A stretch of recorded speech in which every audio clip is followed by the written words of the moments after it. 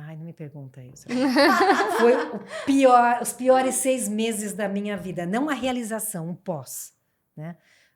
Esse foram, os piores 6 meses muito intensos, e a gente, como mulher, a gente tem muito medo de mostrar vulnerabilidade, né, em casa e no trabalho.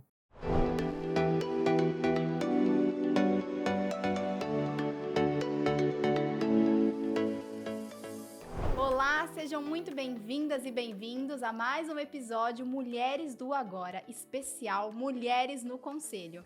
Mas antes de apresentar a nossa convidada de hoje, está comigo aqui hoje como co-host a Fernanda Bisso, que vocês já conhecem do episódio passado. Se ainda não assistiu, é só clicar aqui no card aqui em cima.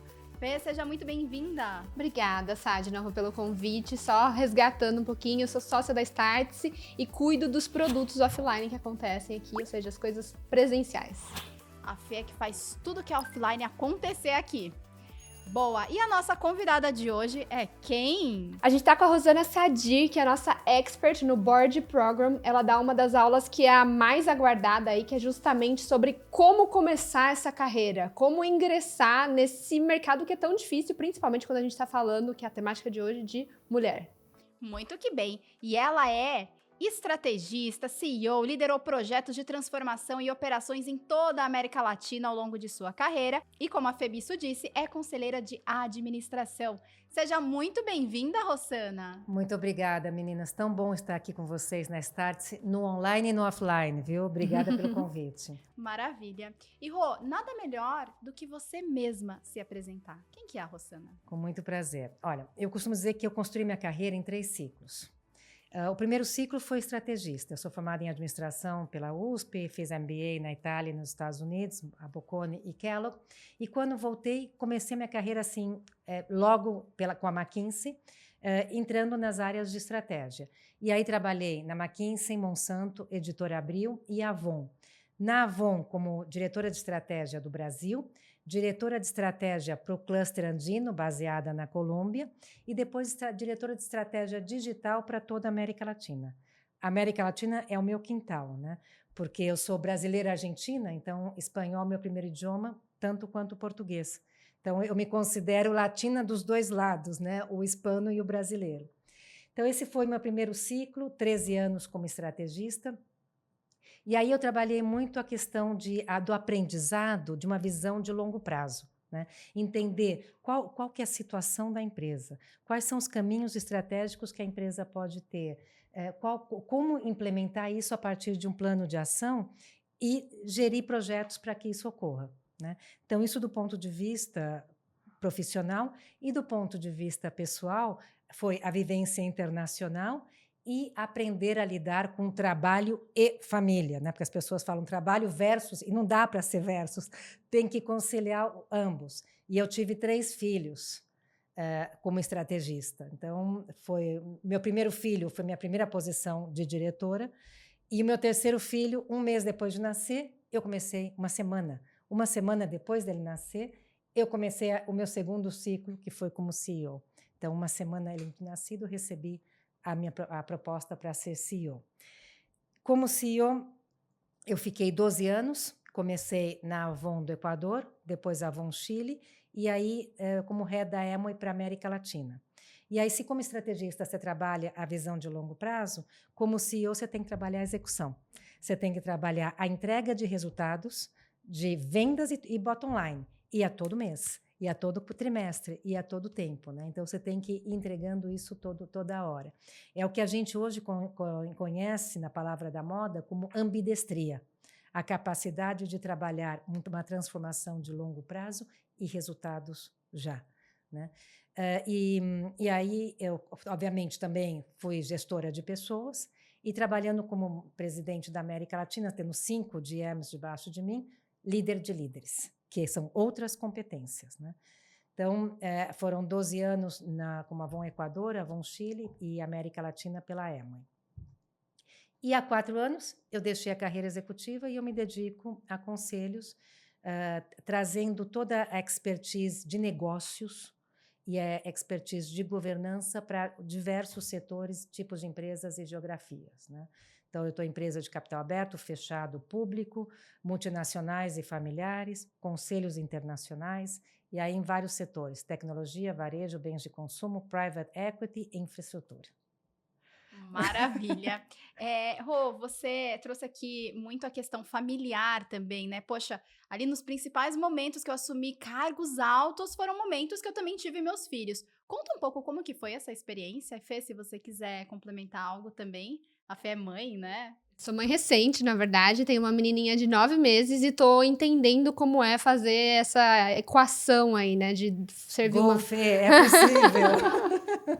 As madrugadas ainda atrapalham um pouquinho, né, porque é o sono, enfim, mas tá dando certo e eu acho que é um desafio principalmente pra mulher, né, porque a gente sabe que tem uma sobrecarga maior do que o homem, é esperado que a mulher cuide mais dos filhos, então assim, uma mulher sair do trabalho já espera-se que vai sair para levar pro médico, por exemplo, né? Eu tava até conversando com o Bodra, outro sócio aqui, ele falou assim, quando eu saio para ir, as pessoas olham diferente, né?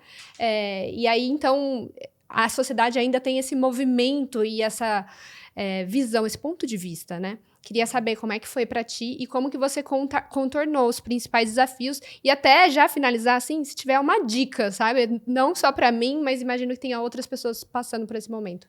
Eu optei por não ter babá, coloquei em berçário as 3 crianças e eu amamentei só com leite materno até os 10 meses. Então, tirava leite no trabalho, saía na hora do almoço ou traziam para eu amamentar. Então, alguns aprendizados que eu tive, né? Primeiro, a gente tem que ter a liberdade de tomar as nossas próprias decisões. Eu sempre agradeço aos meus pais e aos chefes, porque não é que tem que te paparicar ou te proteger, tem que te dar o suporte e a força para você escolher o seu caminho. Então, acho que essa é a primeira coisa.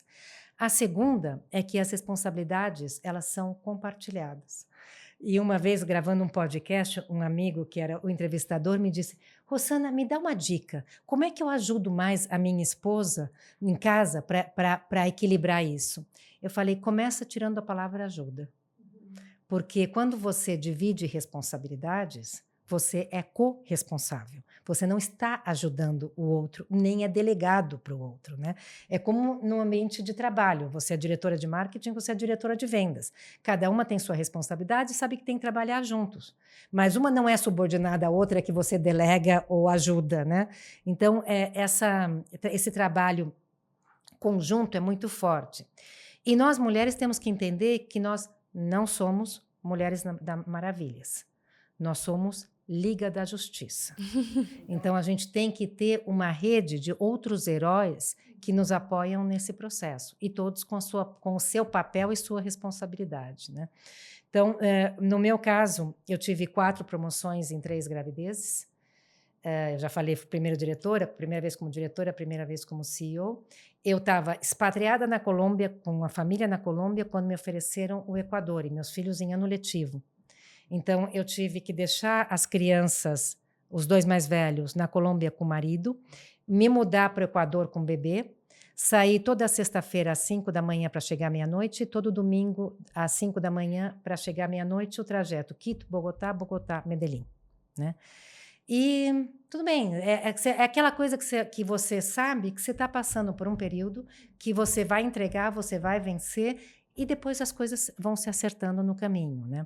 A carreira feminina, em geral, tem alguns obstáculos e tem uma pesquisa que diz que são 4 os obstáculos da carreira feminina. Um apenas é exógeno, que é o preconceito e a estrutura social que a gente tem. E aí posso falar horas, mas não vou falar. Os outros 3 são endógenos à mulher, que é zona de conforto, insegurança e culpa, né? E muito do trabalho que eu faço de transformação de mulheres, que eu brinco que eu não sou ativista, sou ativadora, é justamente nelas identificarem aonde elas querem chegar e quais são os obstáculos que estão realmente impedindo desse avanço no interior dela, porque o que você pode mudar é você mesma, você não pode mudar os outros, né? Então, trabalhando nesse sentido. E, obviamente, não tem certo, não tem errado. Se você decide ser mãe e está em casa, está tudo certo. Se você decide uma carreira mais tranquila para poder ter mais tempo em casa, está tudo certo. Eu, pessoalmente, decidi uma carreira acelerada, com um monte de desafios, 5 mudanças internacionais em 6 anos e meio, tendo um filho na Colômbia, voltando para o Brasil com uma empregada equatoriana, um cachorro chileno, a vida uma bagunça, mas isso é o que me motiva, né? Maravilha. Rô, eu fiquei aqui pensando, você teve 4 promoções durante as 3 gravidezes que você teve. É um ponto fora da curva, porque quando a gente olha ali os relatórios, mostra que a maioria das mulheres, elas engravidam, aí saem de licença maternidade, por exemplo, e quando voltam elas são demitidas. E é um percentual, não me lembro de cor, depois eu deixo a pesquisa aqui pra galera ver, mas é um percentual assim estrondoso e que isso acontece com frequência. Então você foi um ponto fora da curva. O que que você atribui a isso, assim? Por que que você acha que a tua história foi um pouco diferente da maioria das mulheres mães? Primeiro porque eu pedi, né? Então eu estava grávida de 7 meses e eu fui pedir meu cargo de diretoria. Aí ele falou assim: mas daqui a pouco você está fora de combate. Meu chefe me falou. E você não se abateu. Não, eu falei assim: como fora de combate? Falei, primeiro que eu tinha tido um aborto numa reunião. E fiquei até o fim da reunião para poder correr ao banheiro e ver que eu tinha perdido um filho. Né? Então, assim, você não está fora de combate, seu compromisso está aqui. Segundo, que também os primeiros 4 meses da gravidez eram planejamento estratégico e eu fiquei sem eles saberem, porque eu não queria contar de novo, né? Já tinha perdido um, não queria contar para ninguém até completar 3 meses.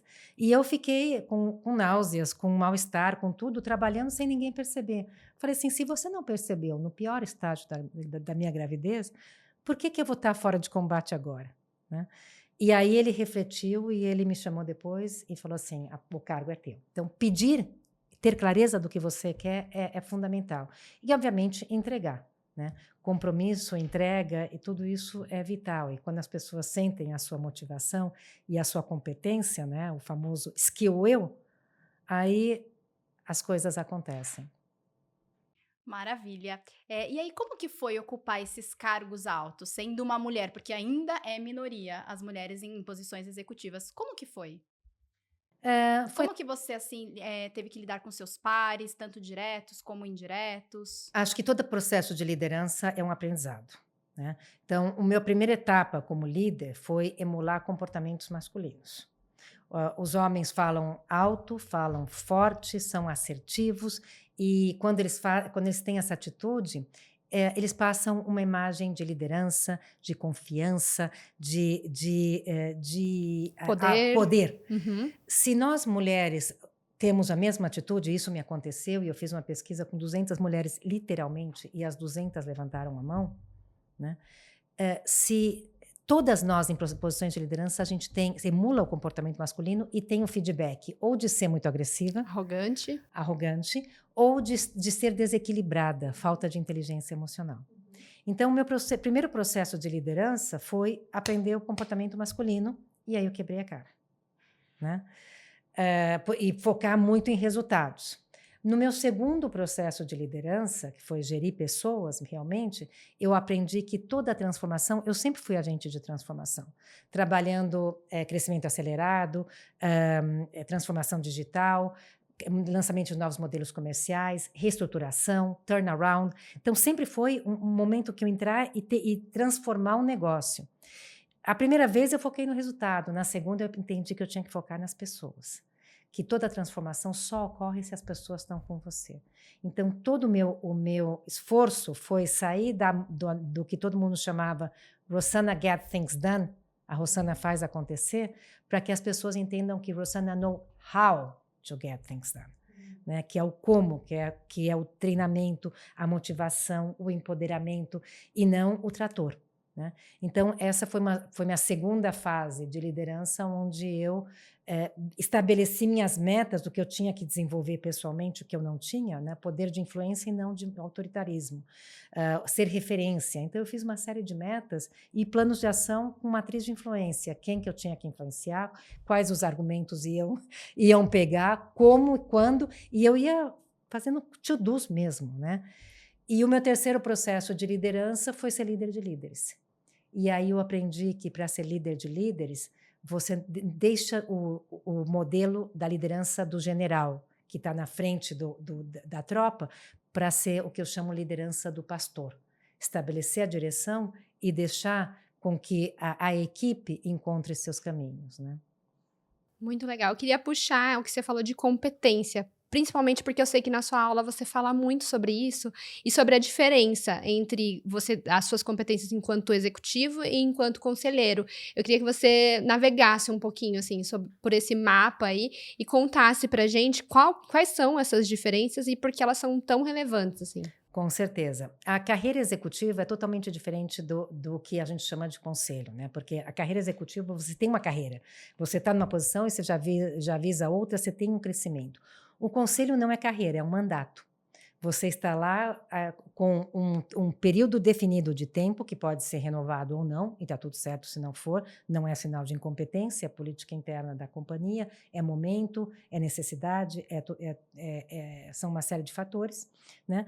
Mas dentro da responsabilidade do executivo, ele tem a questão de entregar resultados, ele tem a questão de mandar, ter a hierarquia, a questão de estabelecer uma visão e ser assertivo, ele tem que decidir e agir, ele tem que controlar, e ele trabalha por uma série de questões para realização, né? Com o conselheiro é uma outra dinâmica. É uma outra dinâmica muito diferente, porque você não está numa estrutura hierárquica, você está num colegiado. E você não tem que estar metido no negócio, na execução. Você tem que ser capaz de estabelecer as prioridades e cenários estratégicos para a companhia e ser capaz de monitorar sem controlar. Ser capaz de orientar sem mandar, né? Então, eu acho que é uma quarta fase de liderança que eu nem cheguei a nominar, em que é uma liderança entre iguais, e uma liderança mais de direcionamento inspiracional do que de execução e resultados. Bem legal. E acho que além das competências, não basta, né? Você só ser competente ali para virar um conselheiro. É um caminho ainda meio nebuloso, né? Essa transição entre executivo e conselheiro. E acho que na sua aula você explora bem, acho que você coloca até 4 passos, se eu não me engano. Os 4 passos para ser conselheiro, by Rossana Sadir. Não quero que você explore os 4, deixa um ar aqui, né? Para as pessoas ficarem curiosas e virem fazer o curso de conselheiro. Boa. Mas dá um pouquinho de contexto aí, né? O que as pessoas podem movimentar já pensando em, poxa, tô aqui numa reta final de carreira executiva e queria fazer essa migração. O que elas devem explorar?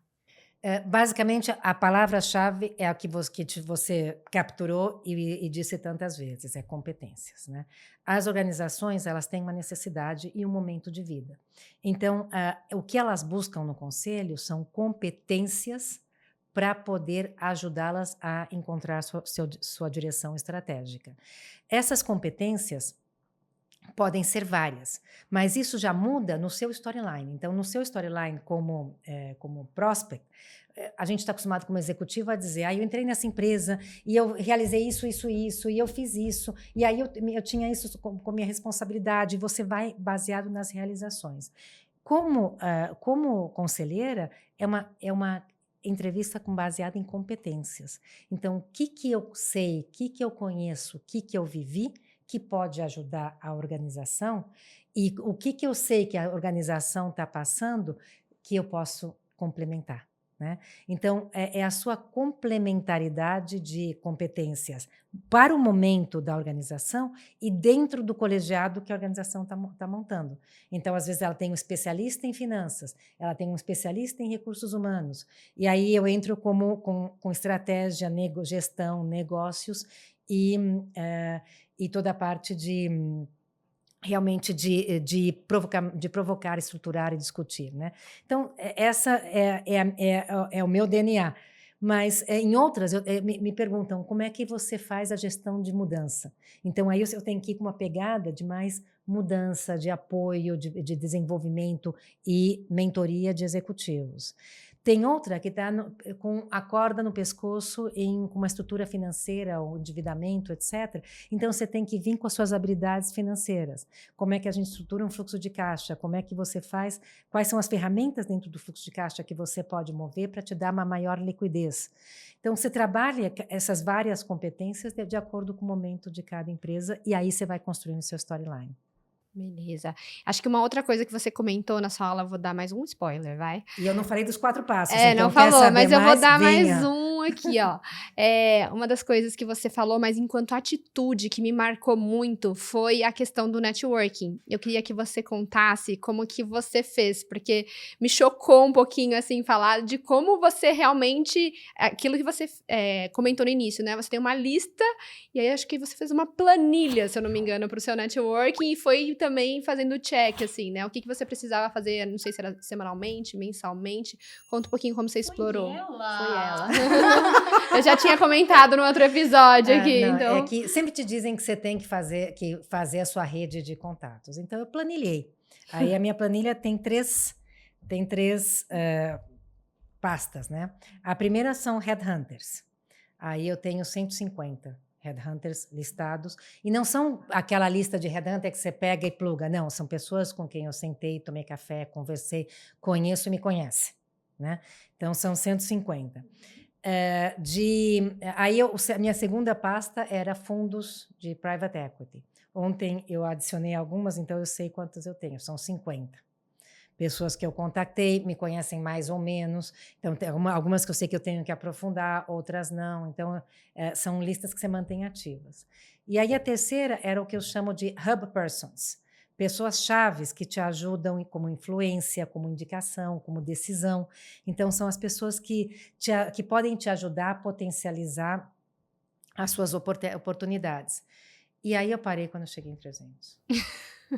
300 foi o número. Aí você falou, acho que não preciso mais. Chega, né? Isso foi faz 2, 3 anos. Eu falei assim, cara, o que você faz a planilha para gerar um hábito higiênico. Sabe quando você escova os dentes? Você tem que escovar 21 vezes e você vai contando com a criança até ela ter 6, 7, 8 anos.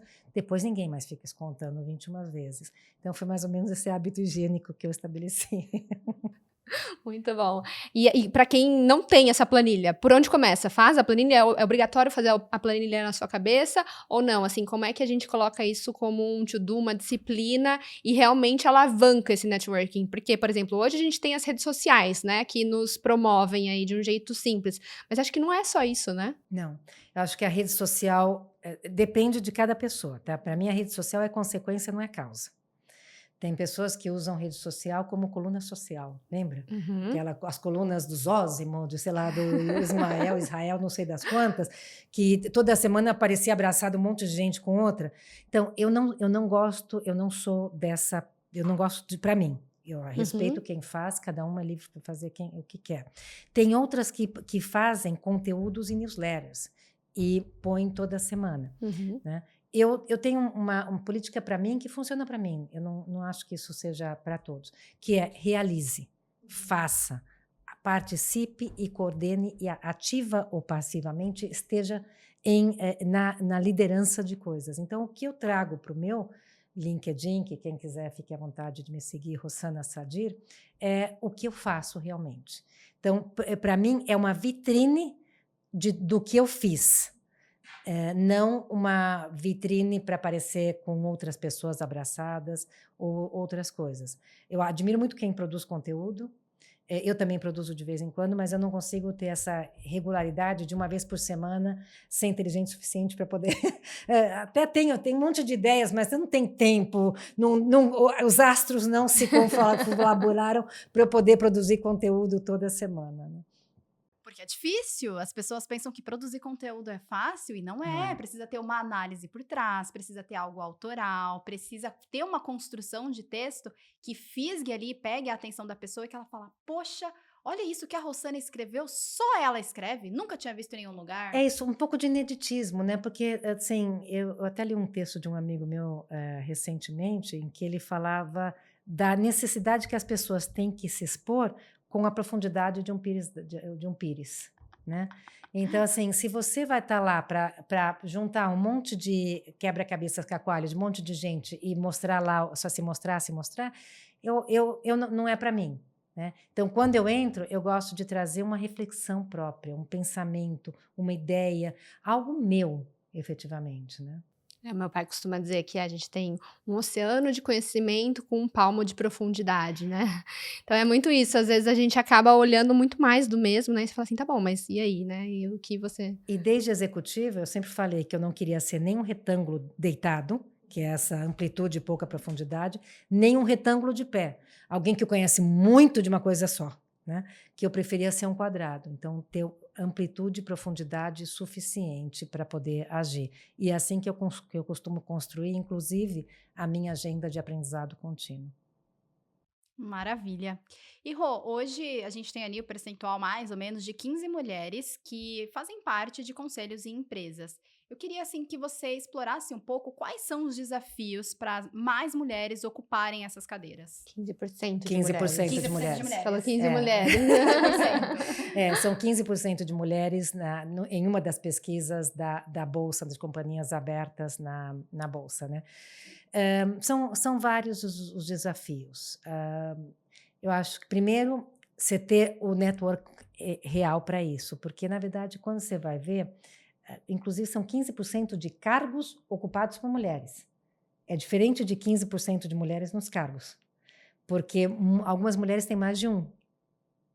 Então, Às vezes é a mesma mulher, então... Olha só. dá uma Ou seja, se olhada, você vai abrir esse número aí, você vai entender. inclusive dos homens também. Então, a questão do conselho é que é uma piscina fechadinha, né? E muitos vão nadando para entrar. Tem uns que morrem na praia. Tem outros que ficam ali no rasinho, né? Outros que já estão no mar profundo, né?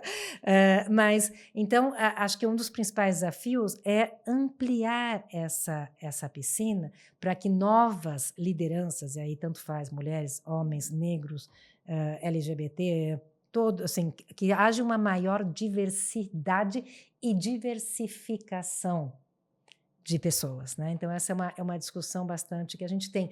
Tanto que existe uma discussão muito sobre um termo que eu esqueci como é que chama, que é um superboarding, overboarding. Não sei se vocês já ouviram falar isso. São pessoas que têm 7, 8 conselhos.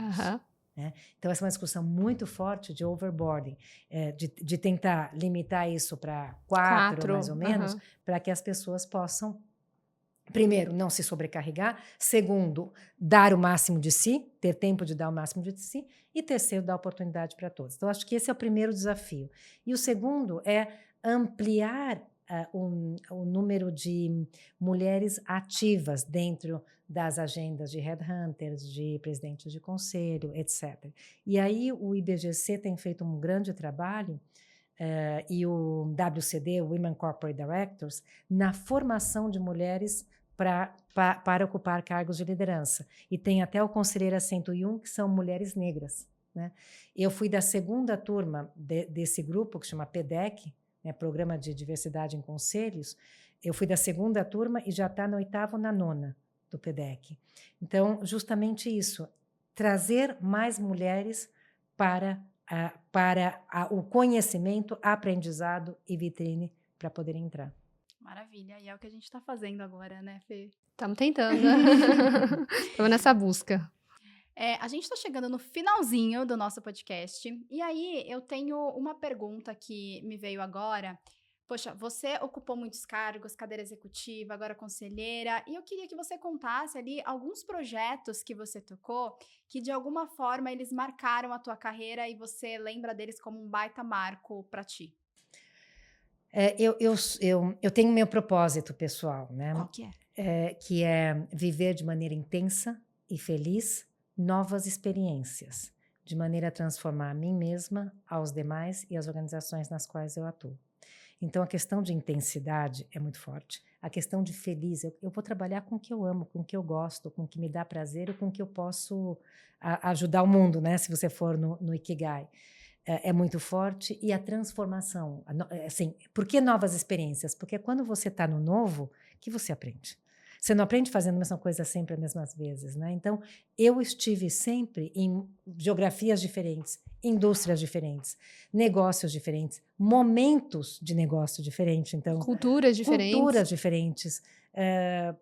Tudo, né? Então, e hoje é isso que eu construo, inclusive. Por isso que eu falei que eu trabalho em muitos setores, muitos tipos de empresa, etc. Porque eu acho que quanto mais você diversifica o seu conhecimento, mais você vira um agente de polinização, né? Então, em trazer boas práticas, estratégias, referências, benchmarks, networking para as empresas em que se atua, né? Que o que a gente tem que fazer como conselheiro realmente é fecundar. E, nesse sentido, acho que os projetos que mais me marcaram, o que mais me marcou foi o primeiro de todos como CEO, que a gente estava no momento, né? São 4 os estágios de uma organização. Formação, crescimento, apogeu e declínio, né? E eu entrei no Equador no momento de crescimento. Crescimento acelerado, nós crescemos 80% em 2 anos, com todas as dores de crescimento e mudança de estrutura que você tem que ter, organizacional, estratégica, comercial, etc., para apoiar. E, no começo do 2º ano, o Correia, que era o presidente, ele proíbe as importações. E nós éramos 100% importadores.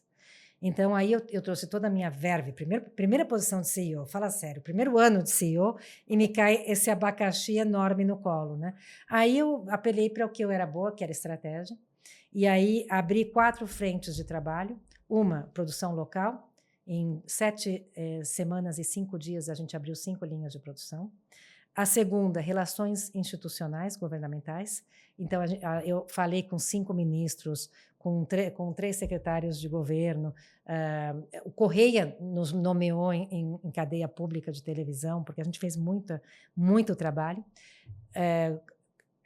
Relações públicas, a gente teve 25% de ruptura, então a gente não tinha produto, então tinha que as revendedoras e consumidores tinham que entender por que estava acontecendo. E aí a forma era falar com a mídia. Então eu falei com mais de 200 meios, fui capa de revista, né? E o quarto era finanças, porque você tinha que entregar o bottom line também, você tinha que entregar rentabilidade com uma mudança estrutural dos seus custos e despesas, né? Então, esse foi o projeto que mais me marcou como estratégia de gestão e depois como estratégia de liderança, porque foi aí que eu vi que eu estava muito focada em resultado e pouco em pessoas, e aí eu mudei meu estilo. Legal. E como...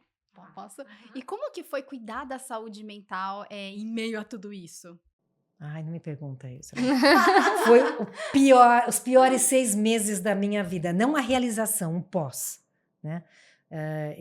Foram os piores 6 meses muito intensos e a gente, como mulher, a gente tem muito medo de mostrar vulnerabilidade, né? Em casa e no trabalho. Mas você sabia disso enquanto estava acontecendo, que estava difícil, ou você só consegue contar essa história depois que passou? Não, eu vivi assim de estar mal, chorando, indo para o trabalho, limpando, colocando um sorriso, entrando, voltar para casa, ir tomando banho e estar mal e secar a água geral do corpo e do rosto e brincar com as crianças, né?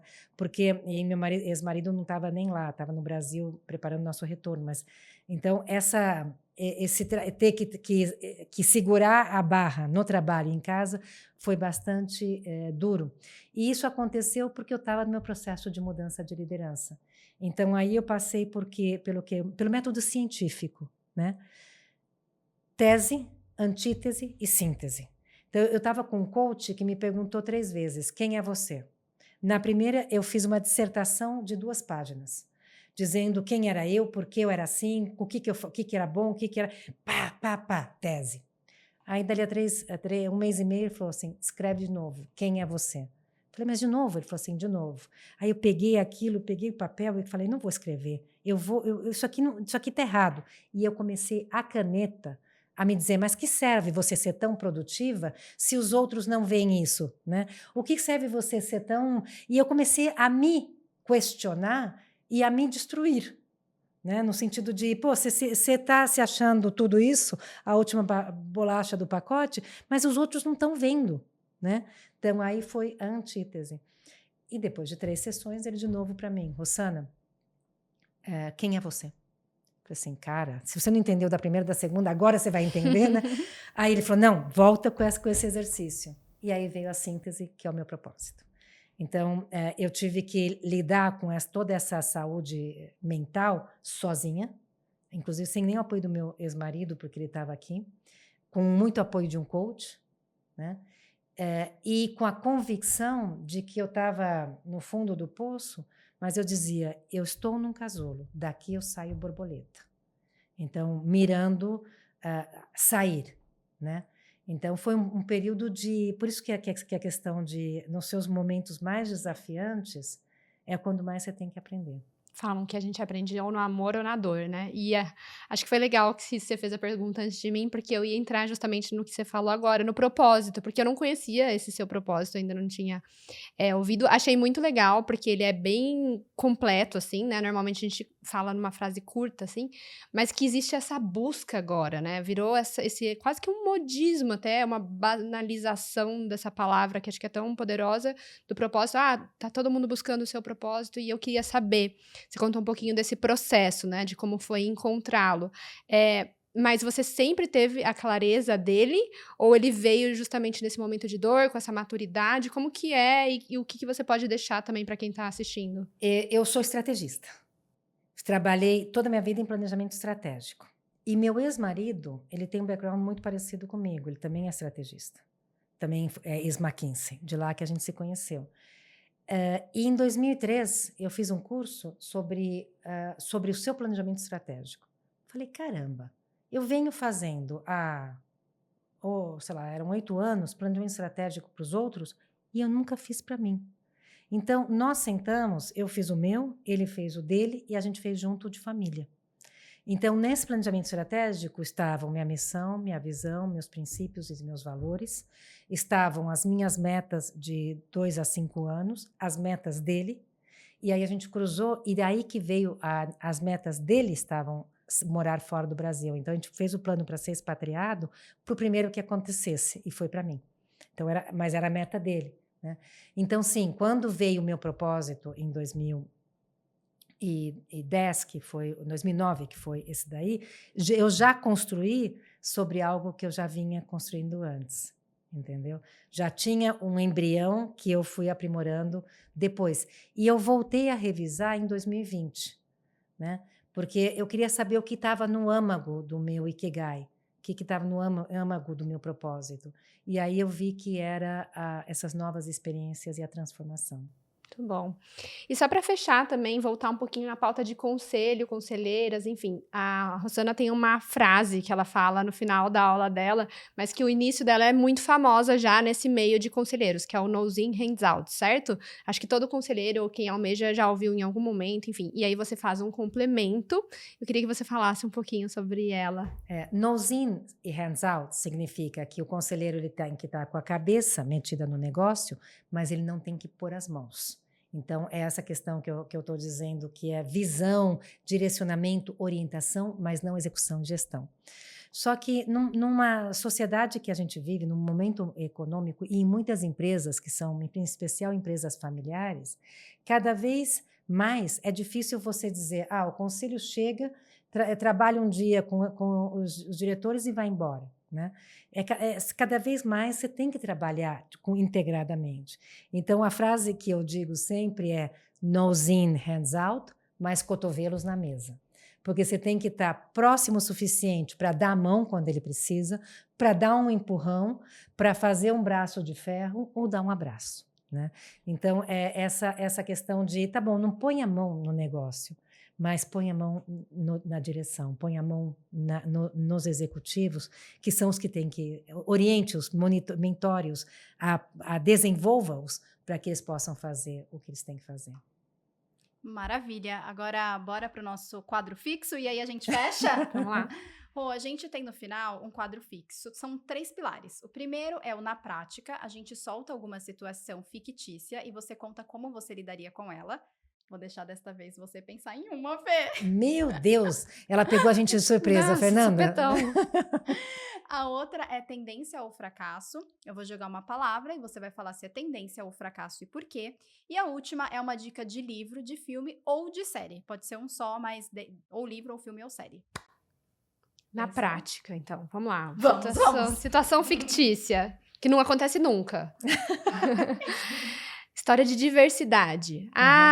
Tem uma área aqui e vamos abrir mão dessa área de diversidade, talvez não faça mais sentido. Como é que você lida com isso? Eu dou o curso Diversidade em Conselhos no IBGC, né? E aí eu cansei, porque eu ia como pessoa e ficava falando e as pessoas me diziam, mas por que tem que fazer isso? Eu já faço, né? Eu já dou emprego para os outros, eu já tenho... Por que eu tenho que fazer? Aí eu chamei o meu curso Fatos e Feitos. E eu trouxe uma série de pesquisas, então esses números que você trouxe, de 15%, eu tenho 30 pesquisas. E eu fui trazendo uma série de pesquisas de tudo o que vem acontecendo, o que acontece nos conselhos, o que acontece com as conselheiras, e dou todos esses fatos. E aí eu termino a minha aula dizendo, bom, agora eu espero que vocês aprendam a não dizer porquê e sim me perguntem como. Né? E isso foi uma virada de chave forte nas várias turmas com quem eu tenho interagido. Então, na prática, a gente tem que ser mais argumentativa, racional e numérica, porque contra fatos não há argumentos. Boa. E aí, entrando na palavra que é tendência ou fracasso, eu vou jogar uma que é inteligência artificial. Tem saído aí vários relatórios de Big Techs, tem rolado um certo ceticismo, mas por outro lado, tem ali vários estudos que mostram que, poxa, 2023 foi o ano da descoberta, 2024 é o ano, vamos entender isso daqui, 2025 é o ano de ganhar dinheiro. Mas eu quero ouvir de você, inteligência artificial é tendência ou fracasso? Qualquer palavra que você me dissesse, eu ia dizer tendência. Pode falar o que você quiser, porque eu acho que em qualquer situação existe mais oportunidades do que adversidades. E tem uma frase que eu adoro, uma fórmula matemática que eu adoro, que diz assim: satisfação é igual resultados menos expectativas. Então, a noção de oportunidade e fracasso, ela depende totalmente das suas expectativas. Né? Não dos resultados. Porque o mesmo resultado para uma empresa pode ser sucesso, tendência, e para outra empresa pode ser fracasso. Depende de como ela estabeleceu a expectativa. Então, eu acho que inteligência artificial é uma oportunidade, é uma tendência. Existem formas práticas de utilizá-las. Eu estou no conselho de uma empresa de tecnologia, uma unicórnio, que trabalha inteligência artificial e machine learning para clusterização de data lakes de clientes e personalização de mensagens em processos de CRM, né, a Insider. Então, assim, você tem como utilizar a inteligência artificial para trabalhar novas jornadas de clientes, trabalhar novas comunicações, no caso dela. Você tem como utilizar a inteligência artificial para produção, para recursos humanos, para a produção literária. A inteligência artificial, ela abre um mundo de caminhos.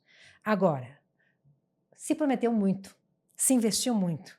E aí, as expectativas, e hoje mesmo eu li um artigo falando sobre o fracasso da inteligência artificial, mas não era o fracasso, era a bolha da inteligência artificial, um artigo que mandaram hoje, dizendo que a bolha vai estourar e os 5 motivos pelos quais a bolha vai estourar em breve.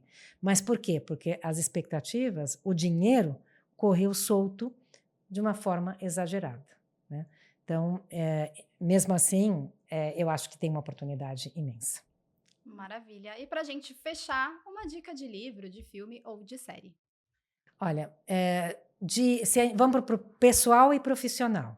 Né? Pessoalmente, um dos meus livros favoritos é a trilogia do século, do Ken Follett. Em que inclusive, ontem eu estava conversando sobre ela com meu filho mais novo, né? Porque ele traz toda a jornada do século XX, desde 1911 até 1989, pré-Revolução Russa, queda do Muro de Berlim, e traz toda a trama social, política que levaram às 3 guerras. a Primeira Guerra Mundial, a Segunda Guerra Mundial e a Guerra Fria, né? Então, eu adoro história, adoro história com E, história com H, né? E nessa trilogia, o Ken Follett, ele é capaz de juntar as duas e te ajuda muito a entender muitos dos cenários geopolíticos que a gente tem hoje, né? Eu queria que ele também fizesse uma trilogia sobre Oriente Médio, né? Outra sobre Ucrânia e Rússia, aí seria legal, mas se você aprender romanceadamente, é muito mais interessante. Essa do ponto de vista pessoal. Do ponto de vista profissional, as pessoas acham estranho quando eu falo, mas um dos livros que eu mais aprendi foi com O Príncipe de Maquiavel. Porque eu costumo fazer muito matrizes de influência, né? A minha filha estava fazendo uma dissertação sobre comunicação, e eu falei assim, Diana, a comunicação não é sobre quem fala, é sobre quem ouve, e a mensagem você tem que customizar para quem ouve. Então, quando você faz matriz de influência, você vê se a pessoa é movida por poder, se a pessoa é movida por dinheiro, por conquista, por reconhecimento, por afeto. E se você conhecer bem o que move cada uma, você consegue customizar a sua mensagem para que os seus argumentos, as suas ideias permeiem o interlocutor. Então, o Maquiavel, ele traz muito isso dentro dessa obra, né? Dizendo como é que você serve a um príncipe quando ele quer vencer. Então, eu acho que você ter essa ideia que não é sobre você, é sobre o outro, né? E a gente ouve maquiavélico como manipulador, mas se você olhar sobre esse outro lado, é sobre ser empático. Maravilha, muito obrigada, Rô. E para a gente fechar, Fê, conta um pouquinho do board. Acho que o Board é um curso novo para Startse. A gente começou no final de 2023, mas a gente está agora na 4ª turma, indo para a 5ª, e se mostrou assim, super de sucesso, principalmente quando a gente compara com o que tem no mercado, que tem uma pegada muito mais tradicional. E quando a gente montou o Board, a gente olhou para isso e falou assim, é muito legal, é muito importante. Eu pessoalmente acredito que as formações são imprescindíveis para quem quer fazer essa transição de carreira, né? Ou seja, sair do executivo e ir para essa cadeira de conselho, mas a gente queria algo a mais. E aí a gente olhou para o que você comentou até no início do podcast, a ambidestria. Porque às vezes a gente está olhando só para o motor 1, né? Que é aquilo lá de fazer o negócio rentabilizar e fica focado no curto prazo, né, na sobrevivência. Mas quando a gente olha para o motor 2, a gente percebe que no longo prazo a gente precisa fazer um pouquinho da nossa tese aqui da Startse, que é morrer um pouquinho e se reinventar constantemente.